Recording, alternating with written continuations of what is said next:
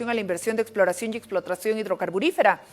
Y bueno, ante el COVID tenemos mucho que queremos escuchar de parte del análisis y el trabajo que ha preparado la Fundación Jubileo sobre esa devolución parcial del IDH. ¿Cómo estás, Jimena? Buenas noches. Un gusto poder conversar contigo. Buenas noches a la que nos miren en el jaque mate de hoy. Evidentemente, el mes pasado, la Asamblea Legislativa Nacional ha sancionado un proyecto de ley que autoriza la suspensión temporal de una retención que se hace del 12% al IDH y la restitución parcial también de una parte del monto que había sido confiscado. Ahí hay varios puntos que se deben considerar y tomar en cuenta. El primero, Jimena, es que esta ley surge ante la coyuntura actual que vive no solamente el país, sino el mundo por el tema del coronavirus. No es a raíz de esto que surge esta ley. Pero a su vez también esta ley intenta, creo yo, solucionar, si se quiere, el tema de la retención del IDH que ha sido creada bajo otra ley promulgada en diciembre del año 2015. En diciembre del año 2015 se creó la ley, o sea, se promulgó en realidad la ley 767, ¿no es cierto? El gobierno del expresidente Evo Morales promulgó en diciembre del 2015 esta ley 767, que establecía en su artículo, mal no recuerdo, la creación de fondo incentivo a la exploración y explotación de hidrocarburos. Y ese fondo tenía que ser financiado con una retención del 12% del IDH antes de que sea distribuido. Entonces, en ese momento es que varias instituciones, analistas del sector, instituciones de sociedad civil como Fundación Jubileo y también varios asambleístas, tanto nacionales como departamentales de las regiones productoras especialmente, observaron esta ley. ¿Por qué? Porque se estaba reteniendo, ¿no es cierto?, confiscando, si se quiere, un 12% del IDH que les correspondía a los diferentes beneficiarios, es decir, gobernaciones, municipios y universidades. Entonces, desde el año 2015 se viene aplicando esta ley 767, ¿no es cierto?, que retiene este 12% del IDH que les debería haber tocado a los diferentes beneficiarios de la renta petrolera. Y lo que hace con ese 12% es ponerlo en un fondo de inversión y de incentivo para la exploración y explotación de hidrocarburos, que de acuerdo a esta ley estaba localizado en el Banco Central de Bolivia. Han transcurrido 5 años desde que este mecanismo se viene implementando y, bueno, desde sociedad civil, la gente en general, incluso las gobernaciones, no conocíamos exactamente cuánto dinero se venía acumulando en esa cuenta, por una parte, y por otra parte, en qué se estaba utilizando, ¿no es cierto? Sin embargo, a raíz del coronavirus, esta urgencia de recursos que tenemos, es que dentro de la Asamblea Legislativa se ha tratado, se ha sancionado esta propuesta de nueva ley, que es la que comentamos, y la he comunicado, que establece la suspensión parcial de esta retención del 12%, ¿no? Ese es un primer elemento. El segundo elemento es algo que observé en el año 2015, y es que el IDH, cuando creado el año 2005 por la ley 3058, establecía en el artículo 50 de esa ley, se establecía claramente que el IDH de 3 destinos, básicamente. Educación. Es decir, los beneficiarios podían invertirlo en 3 cosas solamente. Primero, salud, educación y caminos, y desarrollo productivo, ¿no? Pero en ningún momento se establecía que el IDH pueda servir para incentivar la exploración y explotación de hidrocarburos ni financiar ningún tipo de fondo. De esta forma, varias instituciones nos manifestamos en contra de la ley 767 de diciembre del 2015, porque estaba confiscando el IDH a los beneficiarios para dar lo que no correspondía al origen de este impuesto, ¿no es cierto?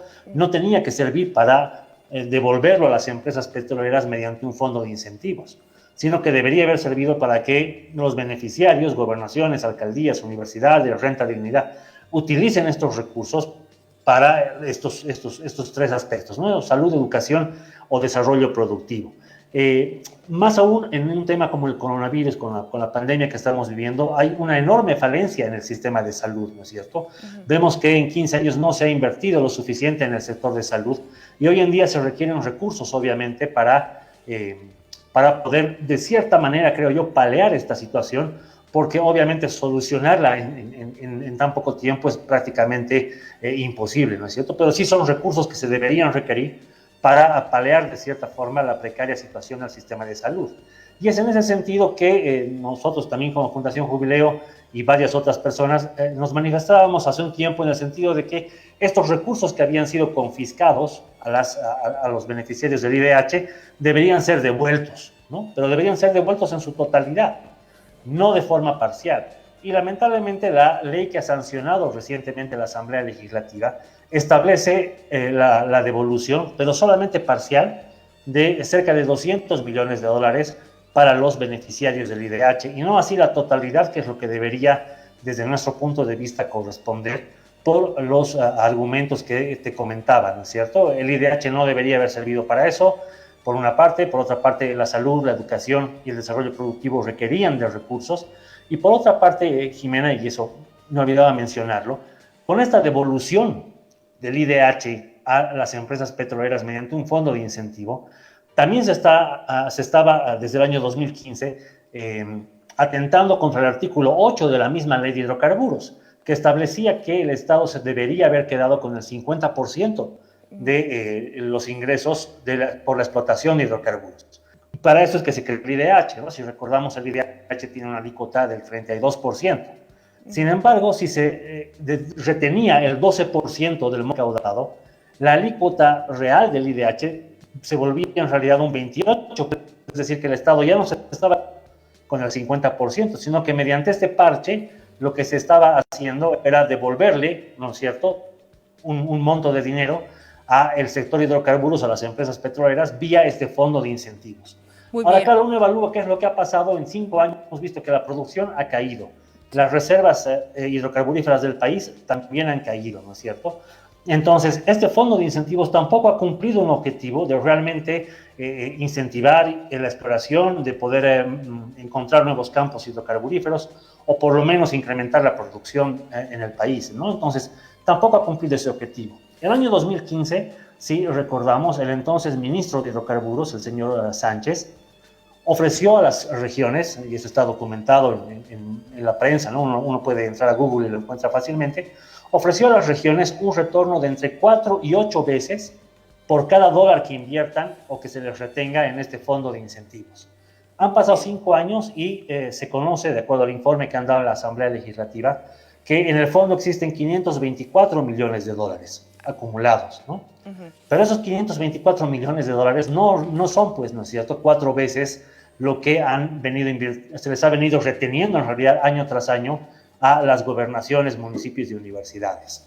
Otro elemento también hay a considerar, y es bueno que la gente también lo conozca, y es que varias autoridades de ese momento, de municipios y de gobernaciones, estuvieron de acuerdo con esta retención, ¿no? A pesar de que era totalmente atentatorio contra el uso y el destino que debería tener el IDH. Y bueno, transcurrido el tiempo, Jimena, vemos los resultados, ¿no es cierto? Una falencia en el tema de salud terrible, la educación que no termina de responder a los desafíos de la pandemia y de la educación a distancia que hoy en día se requiere. Entonces, es lamentable que se le hayan restado recursos a estos sectores para poder crear un fondo que además tampoco ha cumplido su objetivo. Raúl, permíteme, por favor, estamos hablando entonces que la Fundación Jubileo, después del estudio que ustedes han hecho, están planteando la devolución total de los recursos confiscados a las alcaldías, gobernaciones y universidades públicas provenientes del IDH, monto que, como tú has señalado, alcanzó los 524 millones de dólares, para que ese monto ahora los gobiernos subnacionales puedan financiar la lucha contra el coronavirus. Eso entiendo. Pero ¿qué va a pasar con todo lo que significa la situación del sector hidrocarburífero? Que, como ustedes mismos han venido denunciando y todos podemos ver, está atravesando uno de los peores momentos, no solamente en cuanto a una gestión 14 años, 15, 16, 15 años ya politizada, con muchas sombras de corrupción, donde está muy alejada de todo lo que es la institucionalidad. ¿Qué va a pasar también con ello? Esa es una muy buena pregunta, Jimena, y creo que es bueno ahí separar los problemas, ¿no es cierto? Por una parte hay un problema evidente que es el coronavirus y que requiere recursos, ¿no es cierto? Y esos recursos han sido confiscados de forma arbitraria por el nivel central a los beneficiarios de la renta petrolera y se les debería de... Otro problema es un problema al que tú haces referencia, un problema estructural, ¿no es cierto? Exploración de hidrocarburos en los últimos 15 años, el único campo nuevo es Incahuasi, y obviamente el sector de hidrocarburos requiere inclusión problema, pero el problema, como te digo, es estructural, ¿cierto? Él intentó solucionarlo con este parche de la ley 767, que es fondo de incentivos, pero como tú comprenderás, y en el sector de hidrocarburos también lo saben, 524 millones de dólares no son suficientes para solucionar la delicada situación del sector hidrocarburos. Para ponerte un ejemplo, la perforación de un pozo hidrocarburífero actual bordea los 100 millones de dólares, ¿no es cierto? Y no sabes siquiera si ese pozo va a ser exitoso o no. Entonces es mucho más dinero el que se requiere para promover o incentivar la exploración y explotación de hidrocarburos, pero más allá de eso requiere soluciones también estructurales, como por ejemplo una nueva ley de hidrocarburos. La ley vigente es del año 2005, a pesar de que la Constitución es del año 2009, no se ha tratado una nueva ley de hidrocarburos, a pesar de que ha sido ofrecida al inicio de cada gestión legislativa desde la nueva Constitución. Otro aspecto importante a considerar es el tema del régimen fiscal. Le aplicamos un 50% entre regalías e IDH a cualquier campo. No importa que sea un campo nuevo o un campo antiguo, no importa que el campo esté en el máximo de su producción o esté declinando, no importa si es que el precio sube o baja, le seguimos aplicando un 50%. Entonces, ese régimen fiscal sin duda no incentiva la inversión. Ha sido un régimen fiscal, si tú lo recuerdas y seguramente también la gente que nos mira, ha sido creado el año 2005 como respuesta al referéndum, en el que la mayor parte de la gente, ¿no es cierto?, que salía en ese momento de la guerra del gas, peleaba por una mayor tajada de la torta, ¿no? Entonces, ese régimen fiscal tiene un enfoque redistributivo. Distribuimos ese pedazo de la torta entre todos, pero no pensó en el largo plazo para que pueda existiendo torta, ¿no? Poniéndolo en un ejemplo.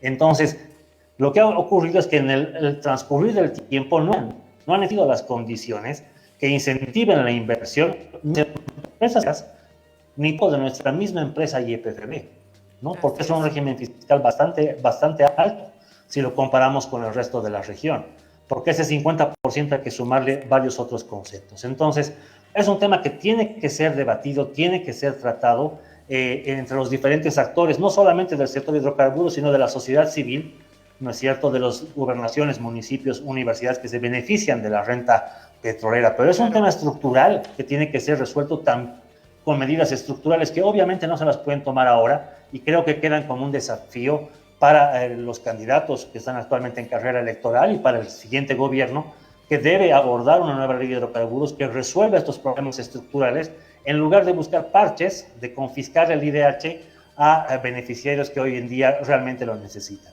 Muchas gracias, Raúl, por compartirnos precisamente tu análisis producto de este estudio que ha hecho la Fundación Jubileo. Te agradezco mucho y estaremos nuevamente en contacto. Cuídate mucho. Descansa. Tú también cuídate. Muchas gracias. Muchas gracias. Por favor, no se olvide usted que tiene que quedarse en casa porque si quiere un producto de la cascada, ¿sabe qué hace esta empresa orgullosamente boliviana? Está orgullosamente cuidando a la familia boliviana. Usted puede coordinar su pedido a esta línea.